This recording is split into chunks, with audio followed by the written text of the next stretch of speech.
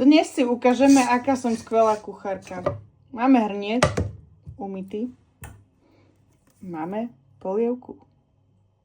Otvoríme. Zapneme sporák na turbo. Vylejeme. Jasná, hustá cicerová polievočka s kokosovým mliekom. Chutí, že dokonale. Ja nevidím dôvod, prečo by som mala variť. A už len miešame, kým sa nezohreje. Ale nie, akože ja varím. Ja milujem variť polievky, ale dnes je deň, čo som ešte vlastne nestihla obedovať, bo 5:30.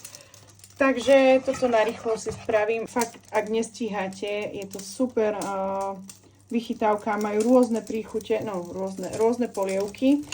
Takže odporúčam. Hlavne pre takých ľudí, čo nestíhajú alebo majú deti. Voilà, 5 minút neskôr mám hotovú polievočku, chutí skvelo a je to taká jedna porcíka, dosť hustá.